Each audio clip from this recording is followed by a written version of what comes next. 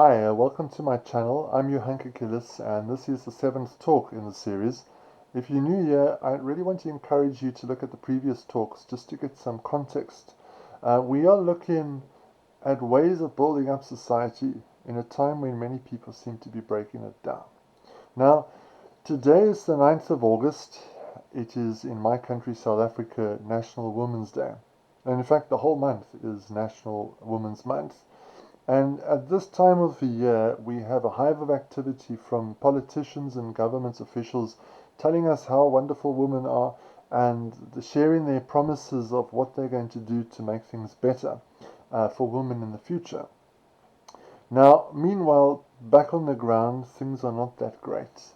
And I am afraid to say that our country has got a sort of a dark mark over it with regards to women's rights and women's abuse.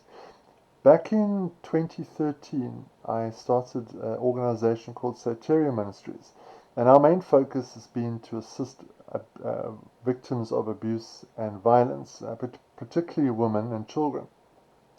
And I could maybe speak in another talk about how they are abused, but predominantly the abuse is very violent, extremely violent.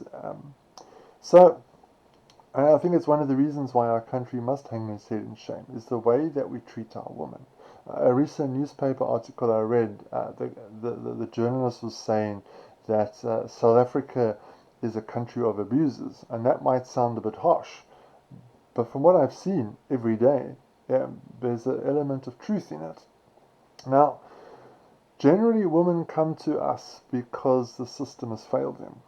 And what that means is that we're sort of a last resort. They've been to the police and nobody helped them. They went to the courts and the courts failed to adequately protect them. They went to the social workers and the social workers were indifferent. And so in short, the abused woman had to go back home to the abuser and continue to live in horrendous circumstances. Now, my job often has been to go to government and shake the doors and try and wake up the politicians to do more, but very little has been done in the last 8 or 9 years regarding women abuse. And many of the women that I speak to in the communities I work in will tell me that things have gotten worse for them. Now, it's very easy at this point in the talk to get depressed and to want to give up and go home. But, I'm constantly reminded of the fact that God is a God of justice. So if you look at Isaiah 30, I'll read it here, it says, God is a God of justice. And if you look at other Bible verses, Amos 5, it says, let justice roll down like water and righteousness like a mighty stream. And then in Psalm 82, the psalmist writes, defend the poor and the fatherless, and do justice to the afflicted and the needy. I could go on for a long time because there are literally dozens and dozens and dozens of verses about justice in the Bible. But the point I really want to make in this little short talk is that God is a God of justice. And that if justice is a big thing for God, then justice should be a big thing for Christians as well. And we need to be at the forefront of all things justice. Our voice needs to be louder, and we need to be reminding governments and officials to do more for our abused women and children in our country and around the world. But it's not enough just to make a noise, because sometimes we need to take action. In fact, most times we need to take action. And, it is very shocking, for instance, how many of the abused women I've helped are churchgoers. And they have been told when they finally opened up to somebody in confidence at church about their abuse back at home, that person said to them, oh, I will pray for you, and left it at that. And, prayer is good, but there needs to be action, particularly when it is in our power to act. Now, here in Cape Town, we have got horrendous women abuse, and at the same time we have very, very few shelters, of extreme shortage of shelters, and some of the biggest shelters almost every single year they seem to be closing down because of financial problems. And when I've looked into that, I've discovered that government keeps cutting the money allocated to these shelters. And Christians need to ensure that shelters are opened and shelters stay opened and that they never close down. And in fact, that we have more shelters.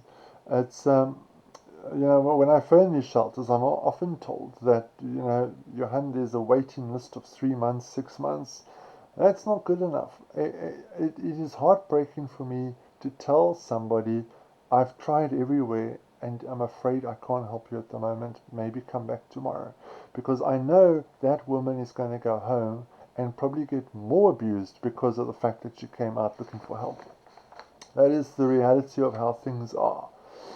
So, I want to encourage more churches around this country, around the world, to have, let's just call them justice departments.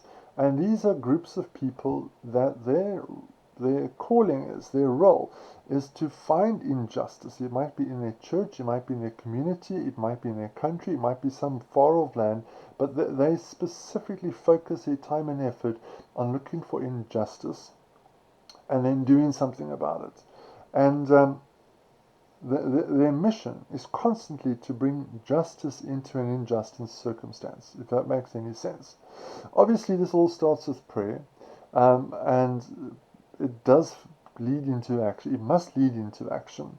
And I want to encourage you, because you see, God uses ordinary people like myself to do this kind of work. You don't have to be special. You don't have to have some law degree or something. You just need to have a heart for the broken. If your church wants help with this, it doesn't matter where you are in the country, I will gladly come and speak to you. I can give you some tips, some guidance, maybe help you put together a plan or a strategy on how to do things. It can be extremely overwhelming, particularly at first when you start taking note of how bad things are. It is amazing. Our eyes are closed until somebody points out where the problems are. Also, I want to share something that's big on my heart. I've been in the central Karoo area for over a year now, and it's a vast area, hundreds of kilometers wide and long, and it has got very high women abuse, mainly alcohol related, and there are no shelters. I cannot find a shelter anywhere, and often the women have to be sent far away to other places, and surprise, surprise, those shelters are always full. And so I'd very much like in the next 6 months to see a shelter set up somewhere in the central Karoo area. I will do it myself. If you've got the calling to do it, then you can do it. I will assist you, whatever it takes. But can we, if you feel that you'd like to help, please drop me a line. My email is in the bottom. It's johan@soteriaministries.org.za. Thank you for watching.